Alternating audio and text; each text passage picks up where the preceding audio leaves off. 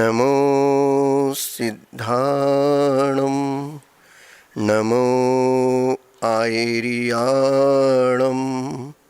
नमो वज्रायाणं नमो लोये सौवसाहुणं ऐशो पंचिणमो यारो सौवपावपणाशणो मंगलाणं च सौवेशिं परमं हवै मंगलम्। अनंतानंद शुद्ध परमेष्टि भगवान की जय। देवादिदेव श्री अजितनाथ भगवान की जय। संत श्रोमणी आचार्य भगवंत गुरुदेव विद्यासागर महामुनिराज की जय। ज्येष्ठ मुनिराज श्री विनम्र सागर जी मुनि महाराज की जय। पूज्य मुनिवर श्री निर्मत सागर जी, निसर्ग सागर जी, श्रमण सागर मुनि महाराज की जय। श्री बंधा जी अतिशय क्षेत्र जी की जय।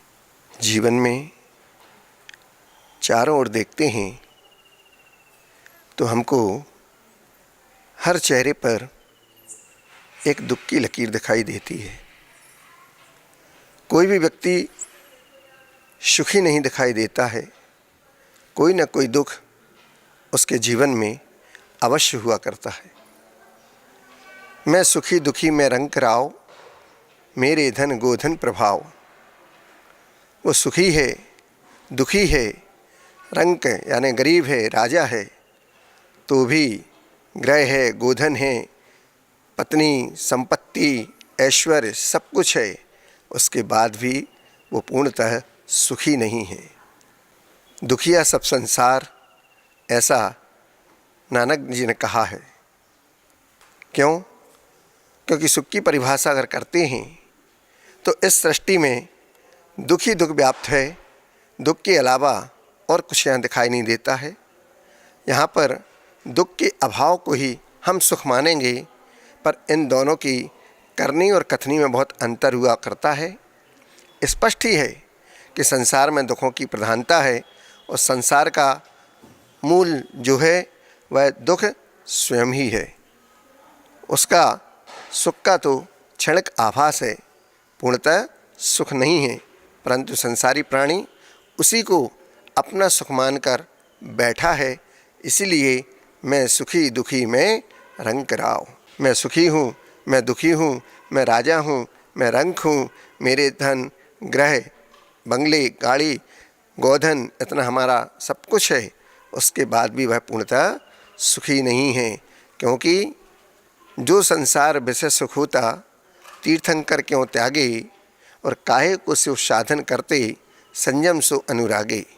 वो तीर्थंकर भगवान, वो चक्रवर्ती, 6 खंडों के अधिपति, कामदेव भी हैं, चक्रवर्ती भी हैं, और तीर्थंकर प्रकृति का जिन्होंने बंद किया उसी भाव से तीर्थंकर होने वाले हैं। अगर उनको इन संसार में सुख मिलता तो क्यों वो वन की ओर जाते, महलों को छोड़कर महलों के सुखों को, और वन की ओर गमन कर गए, और जो वन को गए वो बन गए। ऐसा आचार्य भगवान गुरुदेव विद्यासागर जी महाराज कहते हैं। और तुम भी वन को जाओ तो तुम भी बन जाओ, परिग्रह पोट उतार सब, लीनो चारित्र पंथ, और निज स्वभाव में थिर भये वज्र नाभि निर्ग्रंथ। की पोट उतार दी पूरी। 6 खंड का अधिपति था, जो चक्रवर्ती था, जिसके पास हजारों घोड़े, हाथी, 9 निधियाँ, 14 रत्न आदि आदि सबको उतार के, सबको लात मारकर तिलांजलि दे दी और वन की ओर निकल गए। केशलोंच कर लिए और कायुस्सर मुद्रा में बैठ गए, पद्मासन मुद्रा में बैठ गए, कायुस्सर में खड़े हो गए, महीनों ध्यान में लीन हो गए। बाहुबली भगवंतो आहारचर्या को निकले ही नहीं, 1 वर्ष तक ही सीधे ध्यान में खड़े रहे, से मुक्ति को प्राप्त हो गए।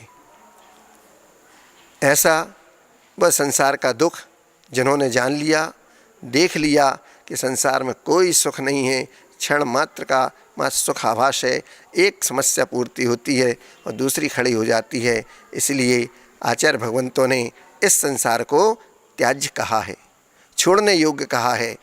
इस संसार में भीति हो, डर हो, भय हो और हमारे अंदर वैराग्य हो, तब जाके संसार से भीति, संवेग और वैराग्य हमारे अंदर हो, तब जाके हमारा तप, ध्यान, तपस्या और साधन करने का जो मार्ग है साधना का वो फलीभूत हुआ करता है। तब जाके संसार शरीर भोग से निर्वेद दीक्षा दायकम, फिर वह दीक्षा को धारण करता है, महाव्रतों को अंगीकार करता है, मुनि बनता है, केशलोंच करता है, पदविहार करता है, एक समय भोजन करता है और उसमें उपवास आदि कर लेता है, आदि आदि। इन सब कार्यों को करता हुआ और अपनी आत्मा में लीन हो जाता है, जिसको कहते हैं स्वभाव में लीन होता है, शुद्ध आत्मा में लीन होता है। बाकी तो सारी ये विभाव पर्याय हैं। इन विभाव पर्यायों को छोड़कर, राग द्वेष मोह आदि को छोड़कर हम उस दुख से छुटकारा पा सकते हैं। इसलिए संसार में इतना दुख और पीड़ा क्यों हुआ है? क्योंकि अपने ही कर्म जो हमने किए हुए हैं, अपनी ही भूल जिनका हमें अभी तक होश नहीं था, जब होश आ जाता है तो इस जगत में हम जो इन दोषों को करते हैं उनसे हम छूटने का प्रयास पुरुषार्थ करते हैं, तो वह व्यक्ति एक न एक दिन इन दोषों से छूट जाता है, दुखों से छूट जाता है। और नहीं तो वैसे ही यह संसार दुखमय है, मायामय है। संसार में चारों तरफ लोभ, मोह, क्रोध, इच्छाओं आदि से ये भरा हुआ एक रंगमंच है और हम सब उसमें एक कलाकार हैं। अपने अपने पात्र के अनुसार उसमें हम अपना पार्ट, रोल अदा करते हैं और जब समय आता है तो इस संसार से विदा हो जाते हैं। बहुत से हमारे द्वारा गलत कार्य भी हुआ करते हैं और इन कर्मों का फल इस जन्म में मिले या अगले जन्म में मिले, पर मिलना तो ज़रूर होता है। क्योंकि भूमि और भाग्य दोनों का एक ही नीति हुआ करती है। जिस प्रकार से आप भूमि में बीज का वपन करेंगे, उसी के अनुसार फसल की प्राप्ति होगी। और जिस प्रकार का हम कार्य कर्म करेंगे, उस कर्म की ही हमें फल की प्राप्ति होगी। वैसा ही फल हमें प्राप्त होगा। हमने नीम का बीज बोया है तो आम नहीं मिलेगा, नीम ही मिलेगी। और आम का बीज बोया है तो आम ही मिलेगा, नीम नहीं मिलेगी। उसी प्रकार से जीवन में सत्कार्य किए हैं, क्रोध, मान, माया, लोभ आदि से रहित होकर लोगों की पीड़ाएं दूर की हैं, भूखे को भोजन कराया है, दया की है, पशु पक्षियों के ऊपर करुणा की है, उनको हमने मरने से बचाया है, दया आदि के ऊपर की है, तो उन सत्कार्यों का हमारे लिए प्रतिफल बहुत अच्छे रूप में मिलता है। लोग हमारी भी सहायता करते हैं, हमसे भी प्रीति करते हैं और हमको भी अपने पास बुलाते हैं और बैठाते हैं। इन सब का मात्र एक ही वह रास्ता हुआ करता है, वह उपाय सच्चे मन से भगवान की भक्ति करना हुआ करता है। तब हम जाके उन दुखों से छूट पाते हैं। संसार में वैसे ही सारे जहाँ में देखें तो दुख के अलावा और कुछ दिखाई नहीं देता है। सुख, स्वास्थ्य, धन, दौलत, यश, मान, सम्मान सभी कुछ होते हुए भी अधिकांश व्यक्ति दुखी क्यों रहते हैं, क्यों देखे जाते हैं? ऐसे विरले व्यक्ति हुआ करते हैं जो अपनी इन परिस्थितियों से में सुखी रहते हैं और संतुष्टि को प्राप्त करते हैं। बहुत ही कम दृष्टिगोचर हुआ करते हैं।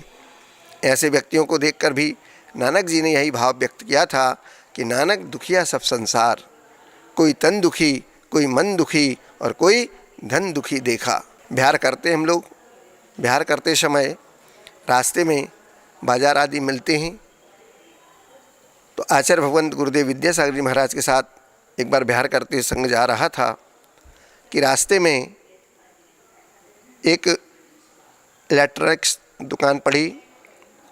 वहाँ पर वो सामान सुधारते होंगे, तो वहाँ पर एक गीत बज रहा था और वह गीत का बोल था कि दुनिया में कितना गम है, मेरा गम कितना कम है, लोगों का गम देखा तो अपना गम भूल गया।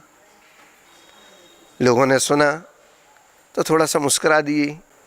तो एक महाराज बोलते हैं कि गाने में शब्द देखिए, लोग अपने दुखों को याद करते हैं और गाना कह रहा है, गीत कह रहा है कि दुनिया में कितना गम है, गम तो चारों ओर दिख ही रहा है, पर मेरा गम क्यों कम है?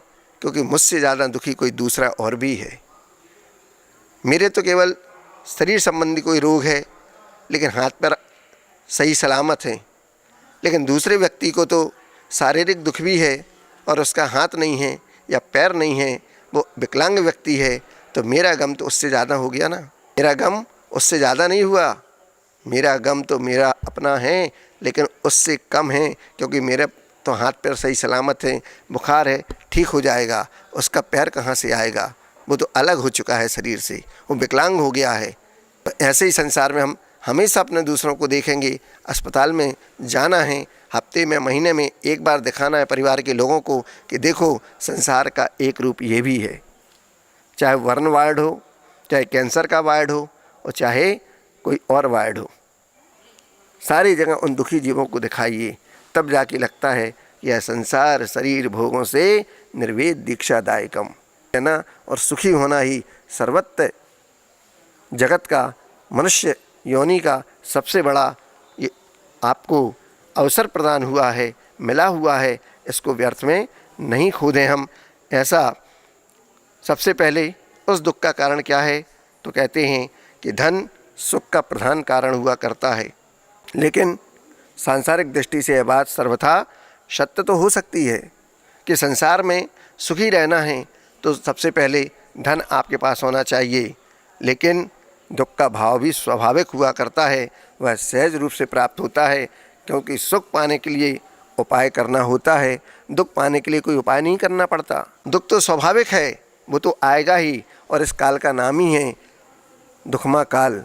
तो सुख कहाँ से अनुभूत होगा, लेकिन उसके बाद भी हम सुख मानकर चलते हैं, वह यूं ही नहीं प्राप्त हो जाता। हमें उन सुख को पाने के लिए बहुत प्रयास और पुरुषार्थ करना पड़ता है। धन को सुख का प्रधान कारण माना जाता है। इस साधन को प्राप्त करने के लिए व्यक्ति सुबह से शाम तक कठोर परिश्रम करता है, उद्योग धंधे करता है। आचार्य भगवंत गुरुदेव विद्यासागर जी महामुनिराज ने हाइको के माध्यम से जो छोटी सी 17 अक्षर की कविता है, ऊपर 5 अक्षर, बीच में 7 अक्षर और तीसरी पंक्ति में 5 अक्षर, छोटी है लेकिन चोटी की वह कविता हुआ करती है। आचार्य भगवान उसमें कहते हैं, खेती बाड़ी है भारत की मर्यादा, शिक्षा साड़ी है। खेती बाड़ी, क्योंकि भारत कृषि प्रधान देश है। कृषि करो या ऋषि बनो, आदिनाथ भगवान ने युग के आदि में ये मंत्र दिया था। कृषि करो, जब 6 आवश्यक का उन्होंने उपदेश दिया तो सबसे पहले कृषि, असी मसी कृषि, विद्या वाणिज्य शिल्प, ये 6 आवश्यक उन्होंने बताए थे। ये 6 कर्म का उपदेश दिया था। तब आप अपने स्वाभिमान की ज़िंदगी जी सकते हैं। खेती बाड़ी करेंगे, पशुपालन करेंगे, वैश्यवृत्ति होगी, बाद में समय बचेगा तो हथकरघा चलाएंगे, कपास का उत्पादन करेंगे, उससे आप धागा बनाएंगे, धागा बनाकर हथकरघा लगाएंगे, हथकरघे से उसको कपड़े को बनाएंगे और अपना मोटा वस्त्र पहनेंगे। तब जाके कहते कि मोटा खाओ और मोटा पहनो। ये भारत की मर्यादा है। ऐसा नहीं कि आज मनमर्जी के अनुसार, पाश्चात्य संस्कृति के अनुसार फटे वस्त्र पहनते हैं और अपने आप को धनी समझते हैं। अरे भिखारीपन की निशानी हुआ करती है, ये निर्धनता को लाती है। इसलिए फटे वस्त्र तो हमें कभी नहीं पहनना चाहिए, चाहे वो कौन से ही फैशन में चल रहे हों। हमारा तो केवल शरीर को, लज्जा को ढांकने के लिए वस्त्र पहना जाता है, ना कि शरीर को दिखाने के लिए वस्त्र पहना जाता है। खेती बाड़ी है भारत की मर्यादा, कृषि प्रधान देश भारत देश है, और यहाँ पर हम खेती बाड़ी करते हैं। और उसके बाद जब चातुर्मास होता है, पानी की बहुतायत में चारों तरफ बरसात होती है, तब किसान प्रभु का भजन करता है और उसके बाद फसल को लेता है, सबको देता है, कपड़े भी बनाता रहता है और सबको रोटी, कपड़ा और मकान की पूर्ति हो जाया करती है। ये 3 मूलभूत आवश्यकताएं हुआ करती हैं व्यक्ति की। उसके बाद तो अपना कितना भी आप कमाते रहें, कितना भी स्टेटस मेंटेनेंस करते रहें, कितनी बड़ी बड़ी सुख सुविधाओं के साधन संपन्न कर लें, लेकिन उसके बाद खाने को तो वो आटा पाव भर ही पर्याप्त हुआ करता है। लेकिन सुबह से शाम तक व्यक्ति उस धन को कमाने के लिए उद्योग धंधे में, फैक्ट्रियों में कार्य करने में, ऑफिसों में, दुकानों में सुबह से शाम तक लगा रहता है। मात्र सबका उद्देश्य एक ही हुआ करता है, धन कमाना और सुख की प्राप्ति करना। इस हेतु हमको धन चाहिए। धन प्राप्त होने पर लोग सुखी हो जाते हैं क्या? हर धनवान व्यक्ति सुखी है क्या? नहीं। जितना बड़ा धनवान व्यक्ति होगा उसके लिए उसके जीवन में दुख उतना ही बड़ा होगा। और जो निर्धन है वो ज़रूरी नहीं कि वो दुखी हो, वो सुखी भी हो सकता है और होता भी है। जिसने कमा लिया खा लिया, सुबह आया तो शाम की चिंता नहीं, शाम को मिल गया तो सुबह की चिंता नहीं। एक व्यक्ति मंदिर जी के बाहर भीख मांगा करता था। रोज़ उसको सुबह से शाम तक में 20-50 रुपये मिल जाते थे और वो उसमें अपना भोजन आदि का प्रबंध करता था और बड़े भजन करता था भगवान के, और भजन करके अपनी रात्रि विश्राम वहीं मंदिर के प्रांगण में कर लिया करता था। इस प्रकार से वो अपना जीवन चला रहा था। एक दिन एक सेठ की गाड़ी आकर उसके सामने रुकी। सेठ जी गाड़ी से उतरे और उन्होंने अपनी जेब से कुछ पैसे निकाले और भिखारी की झोली में डाल दिए और मंदिर की ओर चले गए। अब भिखारी ने वो देखा कि मुझे तो आज सेठ जी ने कुछ ज़्यादा पैसे दे दिए। देखा तो 500 के 2 नोट उसमें पड़े हुए थे। देखकर भिखारी आश्चर्यचकित, इतनी भीख तो मुझे जीवन में कभी मिली नहीं, क्या करूं मैं। अब उसने सोचना प्रारंभ कर दिया। सुबह से दोपहर, दोपहर से शाम हो गई। अब पहले ये ले लूं, पहले बाज़ार जाऊं, कपड़े ले लूं, कि पहले अच्छा भोजन कर लूं। आज रोज़ वैसे ही सामान्य भोजन करता था, आज तो अच्छी बड़ी ठाट बाट से भोजन करूंगा, कि कुछ और सामान ले लूं, कि कुछ घूमने चला जाऊं, आदि आदि कई प्रकार के उसके विकल्प मन में चलते रहे, लेकिन वो अब निर्णय नहीं कर पाया। और अंत में रात्रि में सुबह का भोजन भी छूटा, शाम का भी छूट गया। वो नहीं कर पाया अपना निर्णय और जाके सीधे उसने पैसे लिए और मंदिर की गुलक में डाल आया। उसके बाद चैन से भूखे पेट ही सो गया। क्यों? क्योंकि अब मैं निश्चिंत हो गया, मेरे विकल्प छूट गए। अब वो सोचता है कि जब 500 रुपये के 2 नोट मिल गए, 1000 रुपये मुझे इतना विकल्प हो गया, तब ये इतने धनवान हैं, करोड़ों के आसामी हैं, इनको कितने विकल्प होंगे, इनको कैसे नींद आती हो। इस प्रकार से वो व्यक्ति सुखी हो गया और अपने उसका जो दुख का विकल्प था वो उसने छोड़ दिया। उसी प्रकार से जो धनवान हैं जरूरी नहीं कि वो सारे सुखी हों, और जो निर्धन हैं जरूरी नहीं कि वो दुखी हों। हो भी सकते हैं, नहीं भी हो सकते हैं। ये अनेकांतवाद है। धन से स्वास्थ्य आप ले सकते हैं, अच्छी पत्नी मिल सकती है, अच्छा घर मिल सकता है, मान प्रतिष्ठा मिल सकती है, गाड़ी बंगली, बैंक बैलेंस, सब कुछ हो सकता है। लेकिन जो सुख पाना है, जो सच्चा सुख है, वो उस धन से प्राप्त नहीं हो सकता है। उस सुख को पाने का उपाय तो कोई और ही है, कुछ और ही उस उपाय को आपको करना पड़ेगा। वह है जीवन जीने की कला, शुद्ध सात्विक आचार विचार, रहन सहन, उच्च विचार, जिसको कहते हैं सिंपल लिविंग, हाई थिंकिंग। इस सूत्र को आपको अपने जीवन में अपनाना होगा, तब जाके आप अपने जीवन को स्वस्थ और सुखी कर पाएंगे। उसमें सबसे पहला आता है फल में आसक्ति का भाव ना होना। अपने कर्म फल में आसक्ति का भाव कभी नहीं होना चाहिए। हमें अपना कर्तव्य करना है तो हम करते रहेंगे, और अपने कर्म के उस फल की प्राप्ति में हम अगर लगे रहेंगे तो फिर अपना कर्म निस्वार्थ नहीं कर पाएंगे। हमेशा उस स्वार्थ की भावना से ही हम काम में लगे रहेंगे तो वो काम हमारा सही नहीं होगा, सिद्ध भी नहीं होगा और सही फल भी नहीं प्राप्त कर पाएंगे। उसके परिणाम दुख रूप ही हमारे लिए होंगे।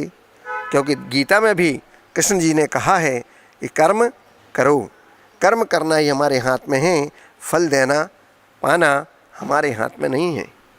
फल की आशा मत रखो, कर्मण्यवाधिरस्ते माँ फलेषु कदाचन। आप कर्म करते रहिए, फल की प्राप्ति क्या इच्छा और आशा मन में मत रखो। व्यक्ति चाहता है कि थोड़ा सा करता है और उसका कई गुना मिल जाए, तो ये होता है फल की आसक्ति। और जब हम कुछ नहीं करेंगे तो फिर बिन मांगे मोती मिले और मांगे मिले ना भीख, ऐसा कहा जाता है। तो निस्वार्थ भाव से, निष्काम भाव से जो ये कार्य करता है, उसके लिए हमेशा ही बिन मांगे मोती मिला करते हैं। सबसे प्रीति वात्सल्य का पात्र हुआ करता है, जहाँ भी जाता है सम्मान का अधिकारी होता है। मान प्रतिष्ठा यश हर जगह उसको मिला करती है। इसका और भी दूसरा कारण है कि सुख पाने में नहीं हो, उसके त्याग करने में हुआ करता है। सुख को पाना नहीं है, हमको त्याग करना है, तो सुख हमारे लिए अवश्य चल कर आता है। जैसे कि प्रभु श्री राम ने किया था, पिता के वचनों का, पिता की आज्ञा का पालन करने के लिए वो वन को चले गए, और वन को गए थे राम जी, और जब वापस लौटे तो बन के आए थे श्री राम जी। ऐसा वह राम जी का चरित्र वो हमारे जीवन में अवतरण हो, हम उसको अवधारण करें, तब जाके अपने जीवन को हम सुखी कर पाएंगे। वो जंगलों में रहकर भी सुख का जीवन जीकर आए थे।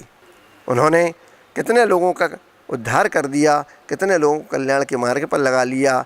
स्वयं ने भक्ति की, कितने लोगों को मित्र बनाया। अरे सोने की लंका जिसके चरणों में आके समर्पित हो गई थी, उसको भी वो छोड़ के आ गए थे। क्यों? सच्चा सुख लंका में नहीं है, सच्चा सुख तो अयोध्या में है, माँ के चरणों में है। उन्होंने माँ को सर्वोपरि स्थान दिया, माता पिता को सर्वोपरि स्थान दिया। कहा ही जाता था, प्रातःकाल उठकर रघुनाथा, माता पिता गुरु नावहीं माथा। जब वो प्रातःकाल उठकर माता पिता और गुरुजनों को प्रणाम करते थे, आशीष लेते थे, तब जाके उनके जीवन में ये सुख समृद्धि हुई कि गए थे वन को राम जी बन के और लौटे तो श्री राम बन के। आज सारा जगत उनकी जय जयकार करता है। ऐसे बलदेव, ऐसे प्रभु श्री राम हो गए। दूसरा, हमारे लिए लोभ, संकीर्ण विचारधाराएं, स्वार्थपना, इन सब को छोड़कर जो जीवन का सच्चा आनंद उठाते हैं, वो लोभी, स्वार्थी, संकीर्ण व्यक्ति कभी सुखी नहीं रह पाते हैं। उनके लिए इन सब को छोड़ना पड़ेगा, तब जाके हम सुखी जीवन को प्राप्त कर पाएंगे। दूसरा, दुख का बहुत बड़ा कारण हुआ करता है, जिसका नाम है लालसाएं, इच्छाएं, कामनाएं। उनकी पूर्ति संभव नहीं है और ना ही उनका कोई अंत होता है। एक इच्छा की पूर्ति होती है, दूसरी इच्छाएं पुनः सामने खड़ी हो जाती है। तो इन इच्छाओं की पूर्ति अपने जीवन में व्यक्ति नहीं कर पाता है। वह अपनी इन इच्छाओं की पूर्ति, जैसे संतान के लिए आप चाहते हैं कि हमारे जीवन में सत्संतान की प्राप्ति हो, तो पति कहता है कि जीवन में सत्संतान तो होगी, फिर वो अपने कुछ संकल्प, लालसाएं, इच्छाएं, चर्चाएं करता है, बोलता है। पत्नी और पति दोनों चर्चा करते हैं।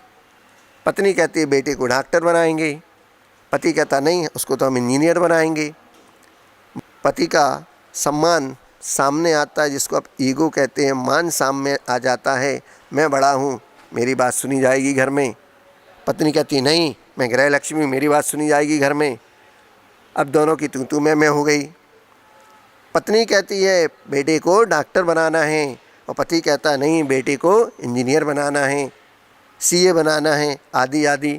अब दोनों में तू में जब बढ़ गई तो बात कोर्ट तक पहुंच गई, न्यायालय में पहुंच गई।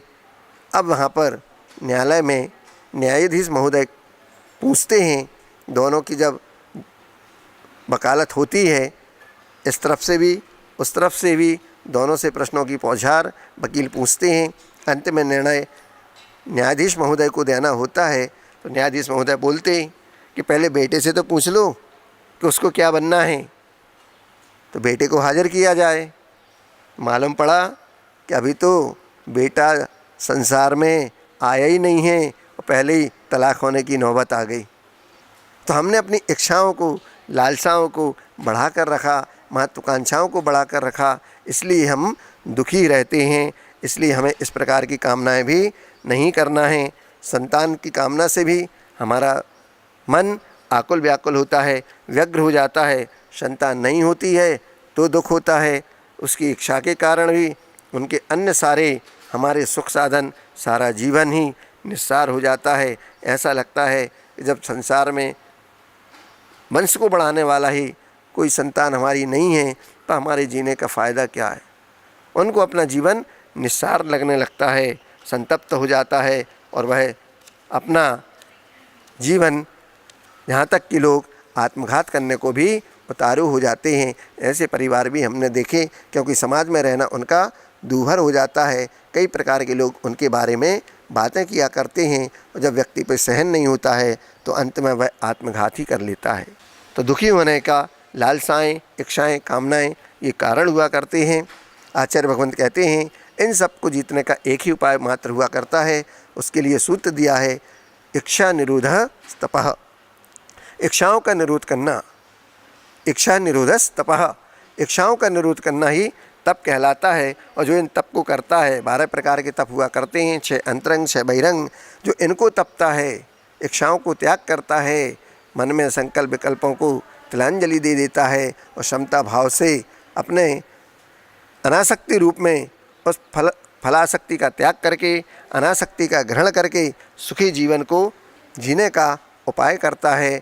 ऐसे अनासक्त व्यक्ति को ही योगी कहा जाता है। योगी कहकर ही उनको संबोधित किया जाता है। अनासक्त भाव में सफलता असफलता मनुष्य को प्रभावित नहीं कर पाती, ना ही सफलता के लिए उसमें दुखद स्पृहा आदि समावेश करती है। उसमें तो वह तटस्थ भाव से समता आनंद लेता है और अपने सुखमय जीवन व्यतीत करता है।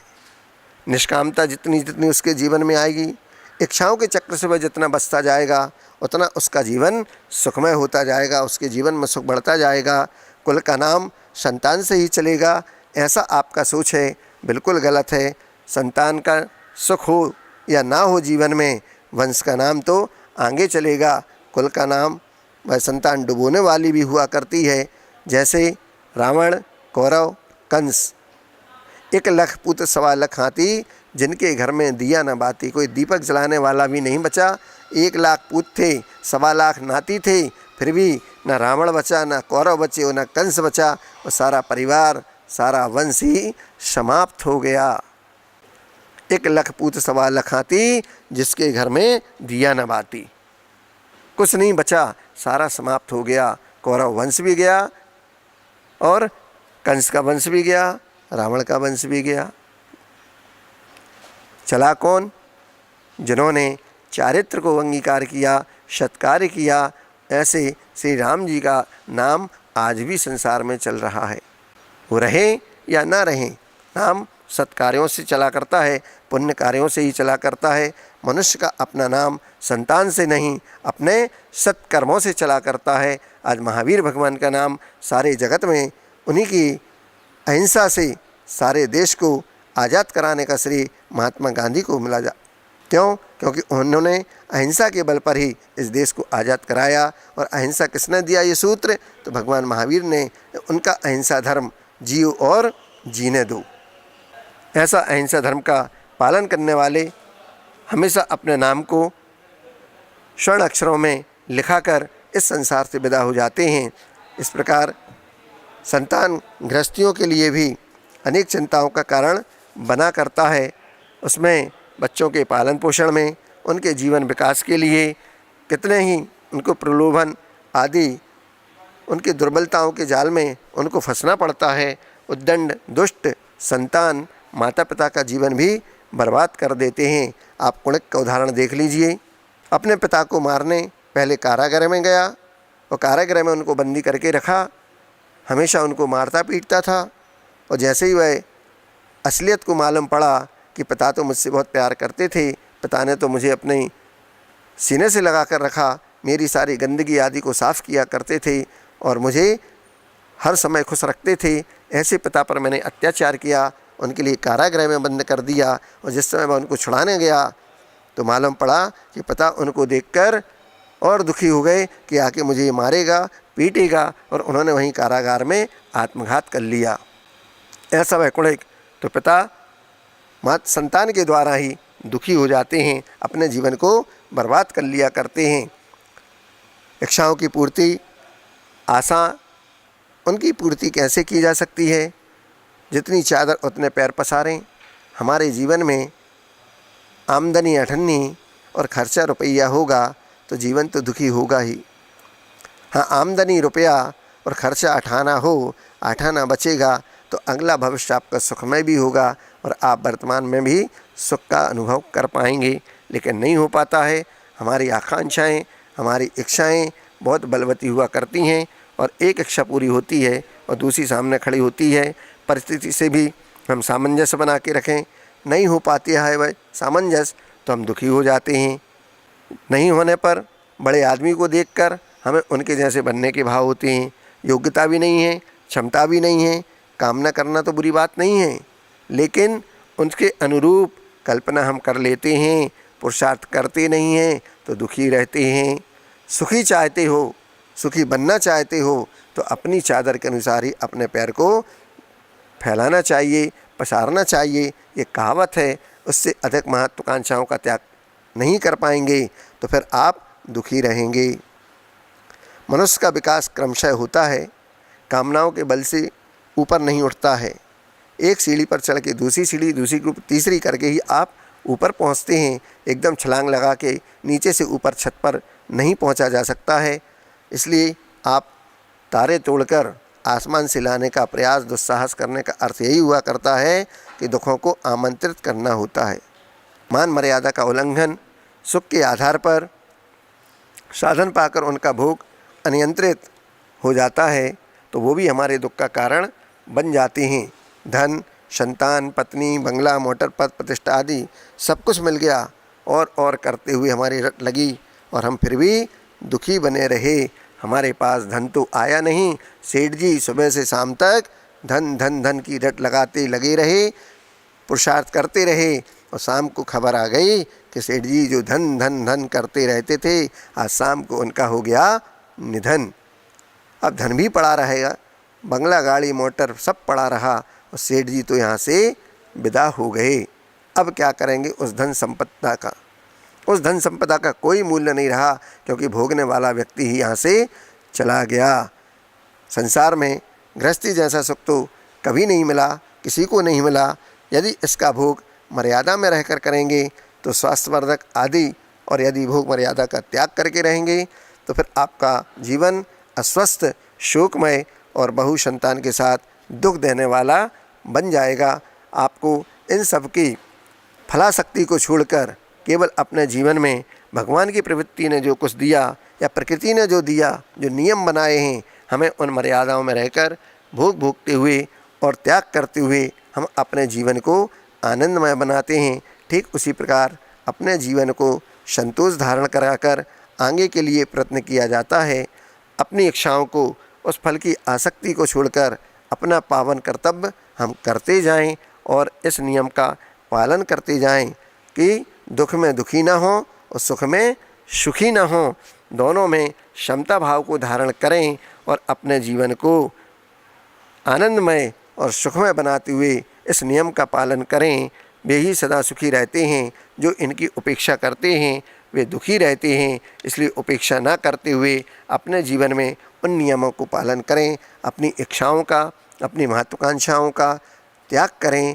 जितनी चादर उतने पैर पसारें और अपने जीवन को सुखमय बनाएं। इच्छाओं का निरोध करें। संसार शरीर भोगों से निर्वेद दीक्षा दायिकम, ऐसा कहा जाता है। संसार से भय हो, वैराग्य हो और हमारे लिए दीक्षा की भावना हो, तब जाके हम संसार से, इन दुखों से छुटकारा पाएंगे और अपने जीवन को सुखमय बना पाएंगे। आप सबका जीवन सुखमय हो। इस मंगल भाव के साथ अहिंसा परमो धर्म की जय।